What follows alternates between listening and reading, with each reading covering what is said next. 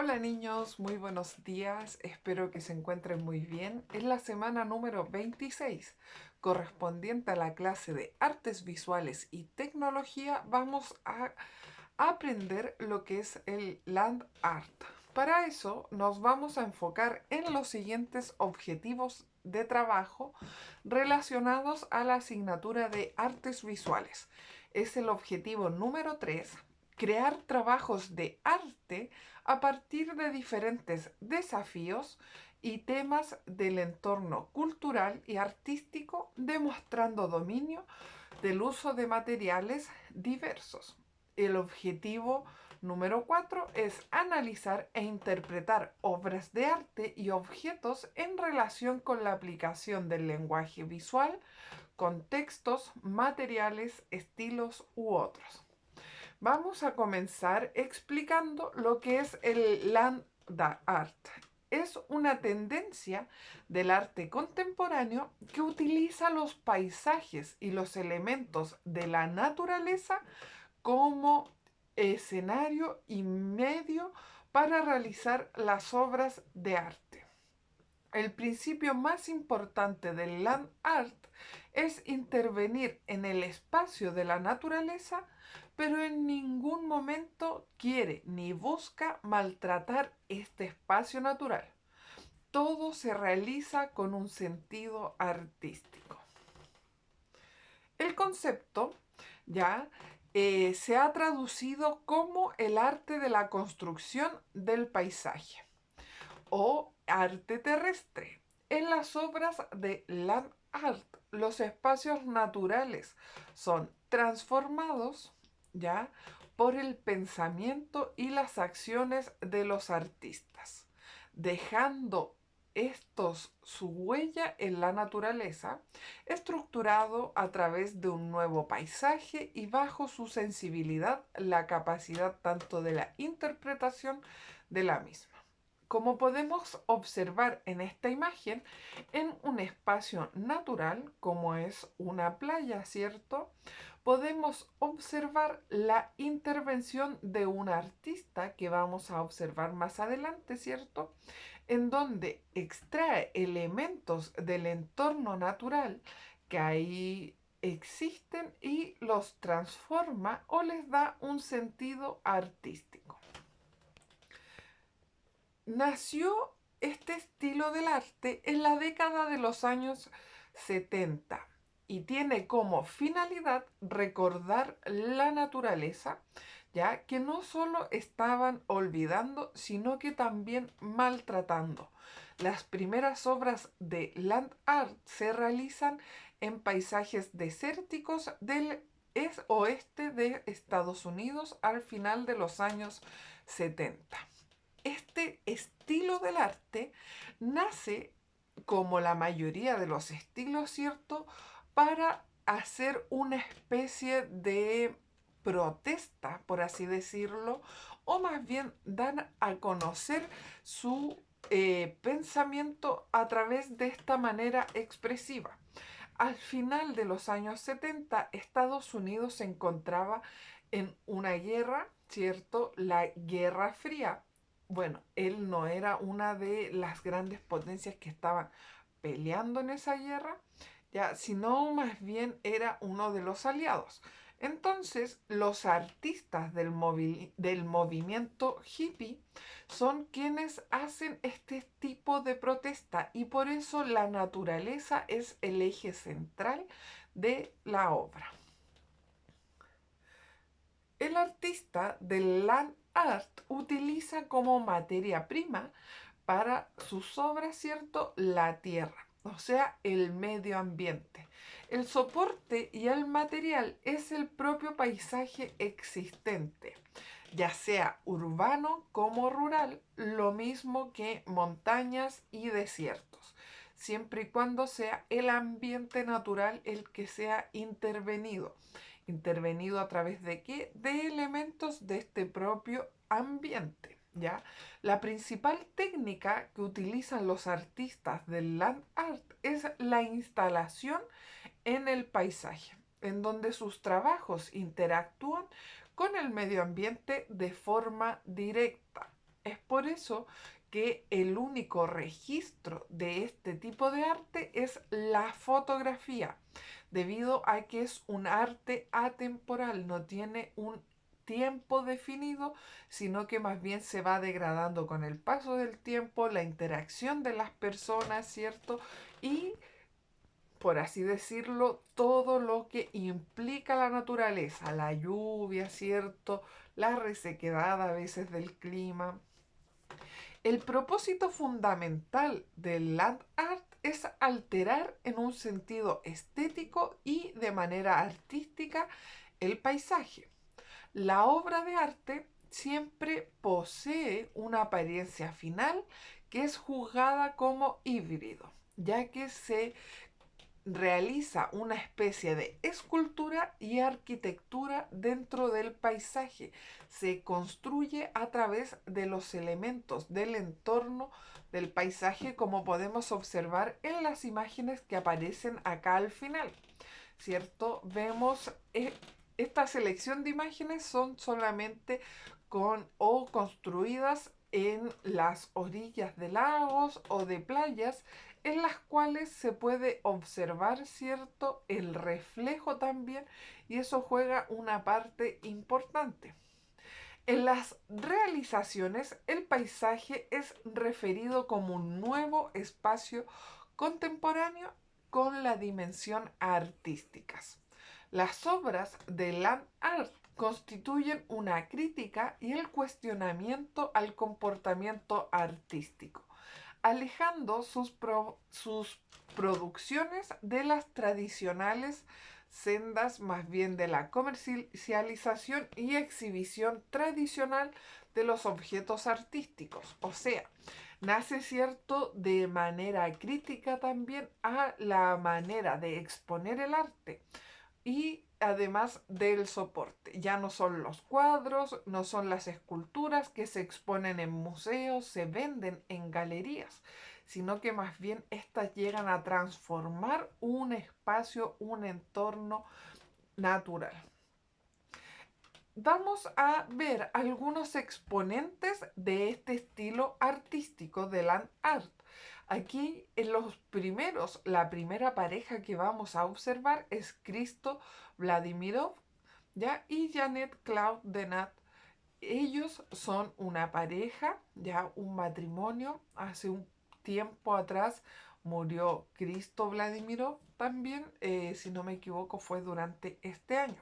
Ellos conforman un matrimonio de artistas que realizaban instalaciones artísticas, ya, con una crítica ambientalista. Ellos son similares al land art, ¿ya? Pero se caracterizan principalmente por utilizar telas u otros materiales para envolver gigantescos edificios o cubrir extensas áreas públicas, ¿ya? Como decíamos en una de las definiciones de esta corriente artística, el land art no es solo el ambiente natural, sino que también se traslada a lo rural. Este tipo de arte de Christoph, ¿ya? Eh, es una crítica un poco a la manera en la cual la industrialización, ¿cierto?, daña el medio ambiente. Aquí podemos observar algunas de sus obras, ¿ya?, que son intervenciones, instalaciones en un lugar determinado. Como decíamos en un principio, utilizan como motivo generalmente la tela y recubren espacios de la ciudad. En este caso tenemos un edificio, tenemos un borde costero de una playa, pero también hacen instalaciones con elementos poco convencionales, como estos tarros de pintura o de elementos químicos, ¿ya? También tenemos a Michael Heisner. Este artista es procedente de la costa oeste de Estados Unidos y tiene una manera de pensar en la cual expone que la tierra es el material más importante, porque de la tierra emergen el resto de las materias primas. Es por esto que en sus obras se caracterizan sobre todo por grandes movimientos de tierra en diferentes paisajes. Posiblemente este interés, ¿cierto?, por este tipo de material venga debido a su propia experiencia, ya que su padre era arqueólogo. Como podemos observar, ya él intervino o más bien hace sacados en la tierra para generar su propuesta artística, y es a través de la fotografía que se logran contemplar en un 100%. Aquí vemos que el registro fotográfico forma parte fundamental dentro de la obra. Depende, ¿cierto?, de la perspectiva en la cual sea observada por el espectador, ¿ya?, o retratada por el fotógrafo. Influye la hora del día, la distancia, ¿cierto?, en el cual está tomada la obra. Como podemos ver, no solo hace sacados en la tierra, sino que también traslada elementos del entorno natural y los emplea o los lleva a otras superficies o áreas.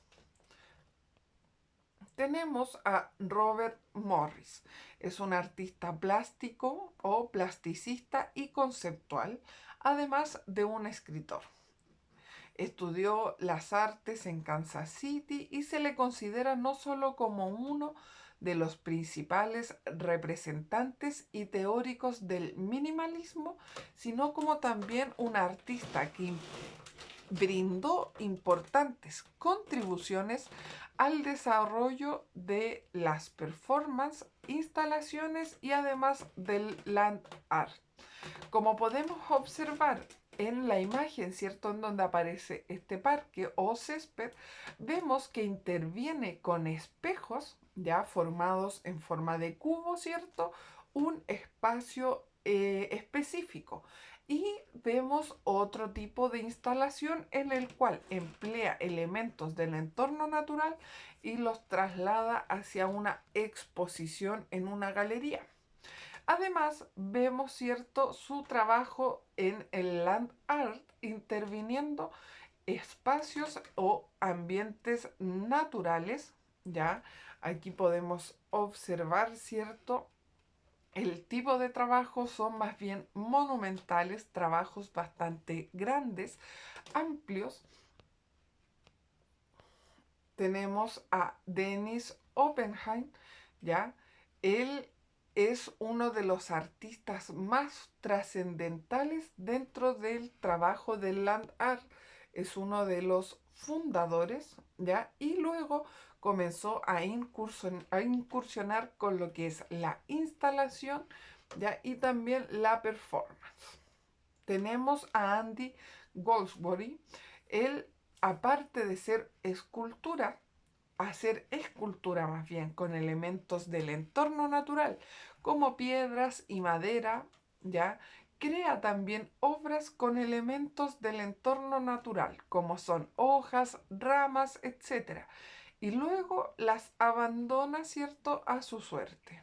Algunas de estas obras desaparecen, ya que son sometidas a vientos, a mareas, quedando en ellas apenas el registro fotográfico o el video. Por eso se considera que el land art es un arte efímero, ¿ya? Si no fuese por la fotografía, no se conocerían este tipo de obras.